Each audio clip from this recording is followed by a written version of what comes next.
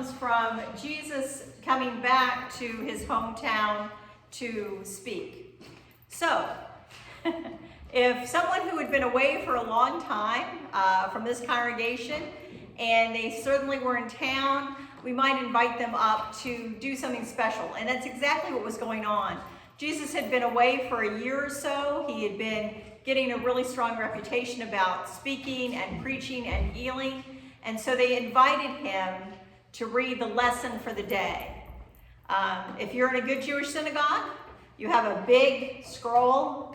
There's a big ceremony to bring out the big scroll. I don't know if you've ever been to a bar mitzvah, but they bring out the big scroll and they open it up to the reading of the day. It goes in sequence, kind of like we do. And so this is what that sequence happened to be on the day that Jesus arrived back at his hometown and got to be the guest reader for the day. And then Jesus, filled with the power of the Spirit, returned to Galilee. And the reports about him spread through all the surrounding country. He began to teach in their synagogues and was praised by everyone.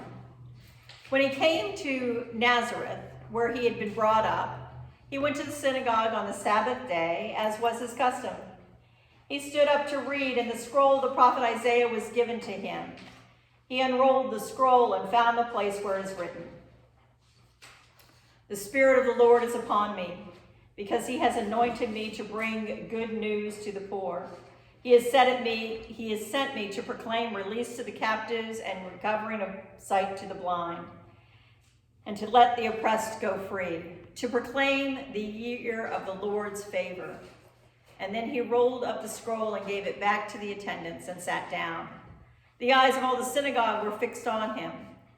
Then he began to say to them, "Today this scripture has been fulfilled in your hearing." The moment in time in which Jesus was back home and preaching was the moment in time that God was fulfilling all that God had promised. And so Jesus is trying to convince the people who are there, convince the people who've known him since he was a small child, that there is a new concept, a new idea that they can grab a hold of and become even greater as the people of God. They have been the people of God and they have followed the law, but they have lost the imagination of who God is and what God can do. One of my favorite scriptures comes from Ephesians. It says, God can do abundantly far more than we could ask or imagine. Imagination is an important part of this day, but it was an important part of what Jesus was also trying to tell those who were gathered, that God was continuing to do a new thing. Holding to the old ways, they had become calcified. They had become just zeroed in on the laws and the details and not looked at what God was doing in him and Jesus Christ and seeing that the new day had come. Our country is based on an idea. Our faith was very strong and very important when that idea came into being. It's one of the things that always kind of floored me, and actually I discovered it when I was trying to prepare for a 4th of July sermon. I just always try to read everything I can get my hands on and start thinking about it, because to me it's important to be able to talk about what is happening in our lives. And so thinking about it is important. And as I thought about that July 4th, 1776, and I thought about what happened that day in terms of the signing of the Declaration of Independence, I realized that it began a war. It didn't end one. This wasn't a peace treaty. It was a declaration of war. This was an idea that they had that would be good if they could accomplish. But in fact, it was an idea, a concept that they were trying the others to grab a hold to, and they wrote words and so I see Jesus in this place trying to help them to grab a hold of the idea of what God is doing. As our forefathers grabbed hold of an idea and gave it to those around them, to say we could live a better life. We could live a life where we ruled this land, where we had to say about what was going on. And so, if the war had not ended well, this would not be Independence Day. We would not later have Francis Scott Key writing the Star Spangled Banner, and I was just engaged by the second verse as I read it. It's in the Faith We Sing, which is the hymnal that the Garfield Church uses. So life would have been very different, but again, we won the war. We won, and so we got to decide how we were going to live. And during that generation that made that first sacrifice, the law of God was important to them, thinking about how God would have them form. It said that years later when they're trying to redraft, so they've made it through, they've won the war. And once you win the war, you got to figure out how to live together. Think of Afghanistan today, once that's done. But for our country, men got together and they thought about how God would have them live. And they went back to the Old Testament, to the New Testament, and they thought about how God would lead them. As a matter of fact, according to one of the historians, that's not what they did originally. Originally, they got in the room and they argued with one another. We're familiar to that. They got in the room and they wanted their way and somebody else wanted their way, and they were protecting this interest. And then Benjamin Franklin actually got up and said, you know, we've been in this room for a while. We've been arguing. I'm sure he had more eloquent ways of saying it. This was the idea of what he said. Been arguing for a while. Everybody has an idea. But I don't understand, as we grope in the darkness for a way to move forward, why we have not appealed to the author of lights, to the way of our salvation, to Almighty God. And so they took time to pray. For me, sometimes taking time to pray means putting myself on hold and waiting to listen. Putting my own agenda, my own desire, my own wants on hold and waiting to see what God has waiting for me to listen to. So that's been happening a lot this week. I have been praying about this sermon more than most because I don't think what I say it was going to be popular. So there you go. Because I think about that first day, particularly as I watch the news these days. And I think about that July 4th, 1776, and I think about us celebrating it. And I get that. There is no one, well, probably everybody is, but I am extremely grateful to be in this country. I'm extremely grateful because it means that I grew up and my dad and mom got to choose how to raise me. They got to choose how to work. They had a job that was stable because the place wasn't getting bombed. I mean, you could go on and on with the list of how very blessed we are to be here. And also remembering those who died to make it real for us.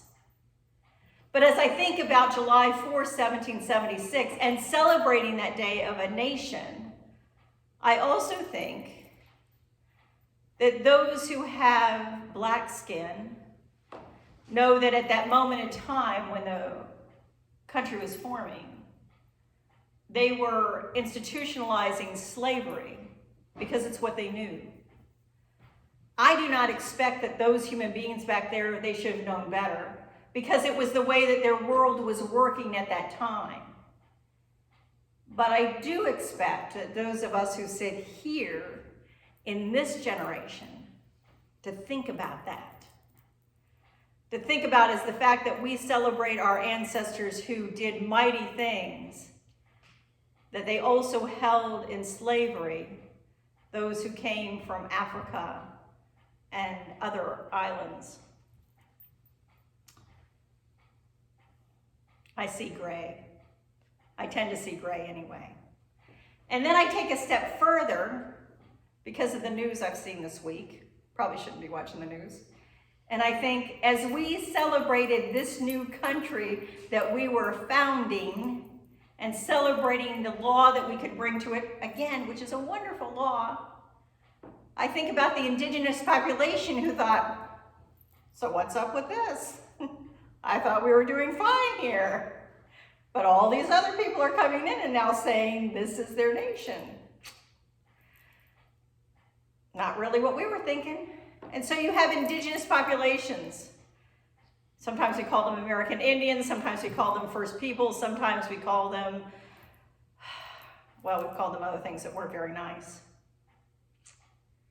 So those indigenous people who were here on that July 4th, 1776, were told that this land wasn't their land any longer. I say all this not to make us uncomfortable, but to say that even as we come to celebrate, we celebrate a price that was paid by other people. Part of my doctoral degree, I did spirituality of Native Americans, because basically I would take any class that had the word spirituality in it. And as we took that class, I talked about, well, if I wanted someone to present, and particularly it was in upstate New York where there were Native American tribes still living and tribal lands. I said, well, if I wanted somebody to come, could I speak to that? And the teacher, I can remember, she would say, well, you could get someone from the tribe to come. And I said, yeah, what if there's not someone from the tribe? I could read and I could study. You should get someone from the tribe to come. I said, finally, after this ping pong back and forth a couple of times, I'm nothing if not tenacious. I said, what if I just can't? What if there's no Native person that I can get? Very seriously, she looked at me and said, don't have the service. I went, Yuki. And I think from her perspective, people who look like me had been speaking for them for too long. And she felt like their voice had been quieted, those who were of native birth. I think my God is broad enough and strong enough to carry all of that, to carry the inconsistencies of our life, to know that as we broaden our mind to think not in black and white terms, not even in sin and bad people terms and good people terms, but just to try to think of in terms of God's grace and love, opening our hearts to look from somebody else's perspective. To think when we say, sure, this is simple, everybody ought to understand, and not everybody understands. There isn't a time in which everybody understands, because everybody comes from a different place as we gather around the table. And again, my God is broad enough, strong enough, full of grace enough to listen to all those voices. I truly believe that we should celebrate today, because there were human beings who took incredible risks.